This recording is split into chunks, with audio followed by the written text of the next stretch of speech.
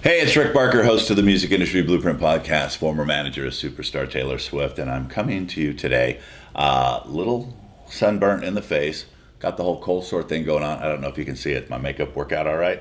Somebody said after the last video I was hair and makeup shaming Hannah. And if you go back and watch that last video, what you will see is that I invited Hannah to come on camera.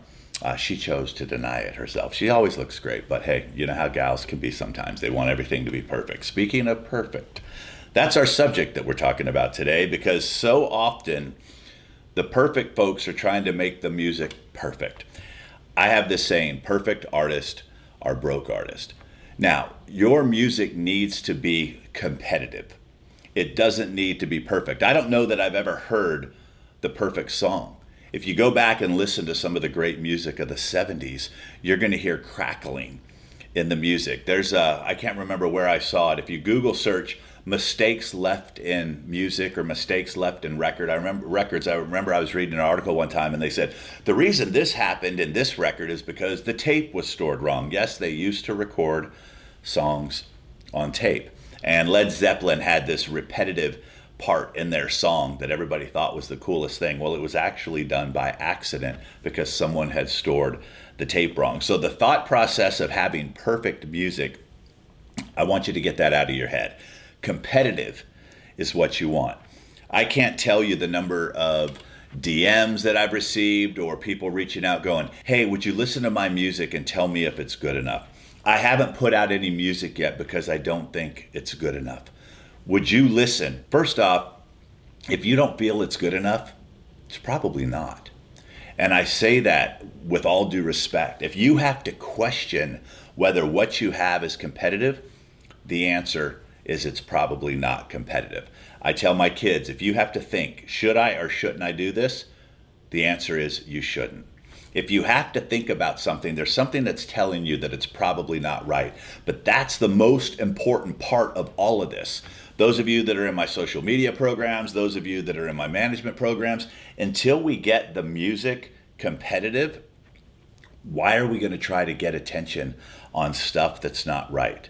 I've talked about this in other videos. I hope you go back and watch some of the other videos. If you ever get in that Netflix mode where you want to binge watch something, go check out some of these other videos that we've created over the last year. But take your songs and put them next to other artists that you feel that if you were wanting to reach out to a playlist that you would be played with. And then you're going to listen for certain things.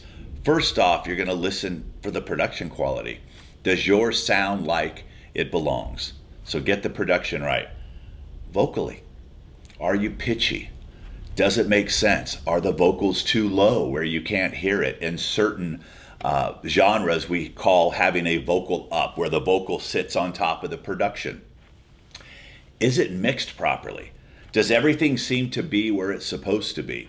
Too often you're trying to do this on your own, or you're trying to nickel and dime it and save money here and save money there. That's not what you want. You know, right now what you want is you want to have the ability, once again, to have very competitive music. And the only way for you to be able to do that is to make sure that you're working with quality people. So spend time becoming a student of the song. Then go in and see, lyrically, does it make sense? Did you get to a hook? Does your song even have a hook? Maybe the lyrics just don't quite make sense. Become a student. Go to lyrics.com.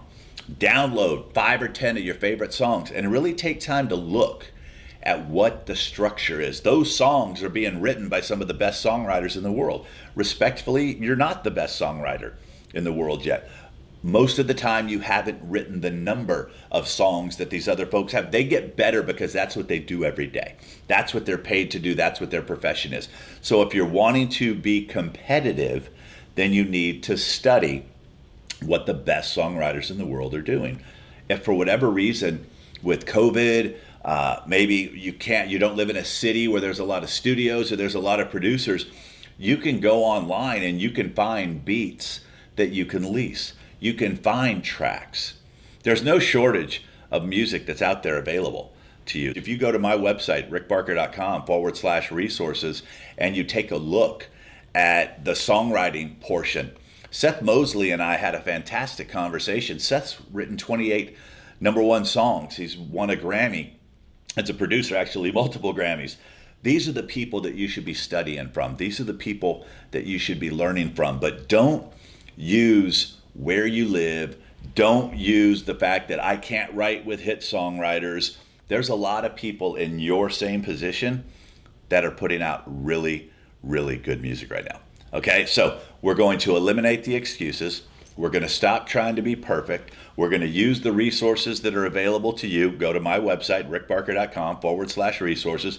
Down here in the show notes, we'll give that link to you as well. But become a student of the game so that you never have to ask anyone if your music is good enough.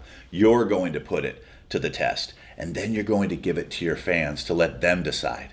Because that's ultimately who's the decision maker, not me, your fans. So once you get the music right, get it out there, start testing it. If all of a sudden people aren't sharing it, think about why they're not sharing it. Maybe if you have a good enough relationship with that fan, you can reach out to them in a message and say, hey, quick question. I notice you listen to the music. Can you tell me what your thoughts are on this? And be honest with me. Ask people for their honest opinion. If you don't ask them for their honest opinion, they're going to just coddle you. They're just going to say what you think that they want to hear. But find some people that you trust. Get some ears on that song. Hire someone. There's publishers right now that I'm sure that if you paid for their time would sit down and critique your music. Too often you're just wanting people to do it for free. People don't have time in their day to just randomly listen to songs from people that they don't know and give feedback and critique. It's not that they're being rude. That's just not what their day is all about. Now, if you want to pay them for their time, that's what I would suggest. I would suggest finding some people that you like their music. Independent artists like yourself. Don't go try to find, the biggest songwriters in the world. Say, hey, most of them don't have that situation. But if you have someone that you trust or someone that you respect, you've heard their music and you like it, maybe reach out to them and say, hey, what would you charge to listen to a few of my songs and give me some feedback and critique? Some of them might come back and say, I won't charge you anything. They just might be flattered that you asked them for their opinion and you like it that much. And if they come back to you and say, hey, $50, pay the $50. You're getting an opinion from someone that you obviously sought them out to get their opinion. Don't be afraid to invest in yourselves. Don't expect the world to just drop what they're doing to give you their advice. Be willing to step into it. But a lot of this you can do yourself. Just become a student of the game. If you like these types of videos, I would love for you to subscribe. One day I'll learn how to say that word. I'll have my Smile Direct liners in. Hashtag Smile Direct. Hannah, make sure we put that in there. Maybe they'll give me some more lip balm or something like that. But make sure that you subscribe. Share it with someone if you know that they could benefit from this. But more importantly, go click the resources tab to get the help that you need. There's production help. There's songwriting help. Then it's up to you. All right, we'll see you in the next video. Ciao.